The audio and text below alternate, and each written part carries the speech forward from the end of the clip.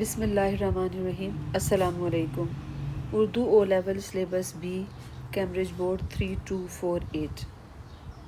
Paper 2 کا تیسرا سوال ہے، مضمون نویسی 20 نمبر 200 الفاظ۔ سب سے پہلے آپ نے مضمون کے سوال کو مکمل طور پر پڑھنا ہے۔ دیکھیں، یہ مضمون ہے مادری زبان پر، اور یہ بھی مادری زبان پر، اور یہاں بھی زبان ہی کے متعلق بات ہو رہی ہے۔ اب اس کو شروع کیسے کریں گے؟ پہلا پیراگراف 70 ورڈ، دوسرا پیراگراف 70 ورڈ، تیسرا پیراگراف 70 ورڈ۔ پہلے پیراگراف میں چھوٹا سا زبان کا تعارف، اور اس کے ساتھ پھر مادری زبان کس طرح ہماری پہچان اور ضرورت ہے اس کو بیان کریں گے۔ اس کا تعارف آپ اس طریقے سے شروع کر سکتے ہیں کہ دنیا میں بے شمار زبانیں بولی، سنی اور سمجھی جاتی ہیں۔ ہر زبان اپنی جگہ اہمیت کی حامل ہے، زبان چاہے قومی ہو یا بین الاقوامی، مادری ہو یا علاقائی۔ اس کے بعد آپ بتائیں گے کہ مادری زبان جو ہے وہ ہماری پہچان اور ضرورت دونوں ہے، کیونکہ یہ ہماری تہذیب، ثقافت اور شناخت کی آئینہ دار ہوتی ہے۔ مادری زبان ہی ہوتی ہے جو کسی قوم کی پہچان بنتی ہے۔ مادری زبان کی وجہ سے انسان پہچانا جاتا ہے کہ اس کا کس قوم اور کس علاقے سے تعلق ہے۔ اچھا، نہ صرف یہ آپ ثقافت اور تہذیب کو ظاہر کرتی ہے، بلکہ کسی بھی قوم کی شناخت ہوتی ہے، اور کسی بھی قوم کی شناخت اس کی زبان کے بغیر نامکمل ہے۔ جب کوئی بچہ اس دنیا میں آتا ہے تو اس کی تربیت اس کی مادری زبان میں ہوتی ہے۔ نہ صرف وہ اسے بولنا سیکھتا ہے، بلکہ اس زبان میں اس کی تربیت کی جاتی ہے، اور وہ اپنے خیالات اور اپنی ضروریات کو بھی اسی زبان میں بیان کرنا سیکھتا ہے۔ اب ہمارے پاس دوسرا پیراگراف ہے۔ مادری زبان میں سیکھنے سے بچوں کی تعلیمی صلاحیتیں بڑھتی ہیں۔ جی ہاں، کس طریقے سے لکھیں گے کہ مادری زبان میں تعلیم سب سے زیادہ مؤثر ہوتی ہے۔ مادری زبان میں پڑھنا، سیکھنا سب سے زیادہ آسان ہوتا ہے، کیونکہ وہ زبان ہے جسے آپ آسانی سے سمجھتے ہیں، جو آپ نے سیکھی ہوئی ہوتی ہے، جسے آپ کو سیکھنے کی ضرورت نہیں ہوتی ہے۔ جس طرح ہمارے یہاں پہ ہمارے ملک میں رواج ہے، ایک مثال دے رہی ہوں، لیکن اسے لکھنا نہیں ہے، اسے ذہن میں رکھنا ہے۔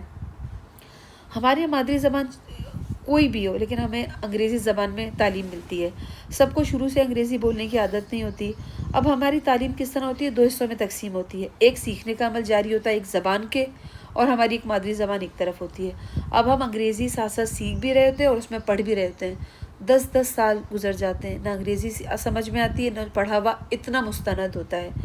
تو یہ مثال ذہن میں رکھ کر لکھنا ہے کہ اگر ہم اپنی زبان میں، مادری زبان میں تعلیم حاصل کریں گے، ذہنی صلاحیتیں بہتر ہوگی، ترقی بہتر طور سے کر سکیں گے، سیکھنے کا عمل نہ صرف دلچسپ ہوگا بلکہ آسان بھی ہوگا۔ تیسرا پیراگراف ہے، دنیا بہت سمجھ چکی ہے، اب ہم سب کو ایک ہی زبان بولنی اور سیکھنی چاہیے۔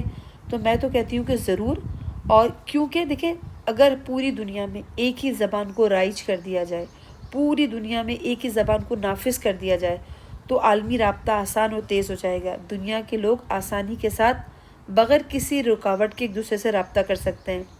صحیح ہے، تمام ممالک میں اگر ایک ہی زبان بولی جا رہی ہے تو تعلیم اچھی ہوگی، ریسرچ یعنی تحقیق کے میدان میں آسانی ہوگی، سائنسی معلومات سب کے لیے یکساں ہوں گی۔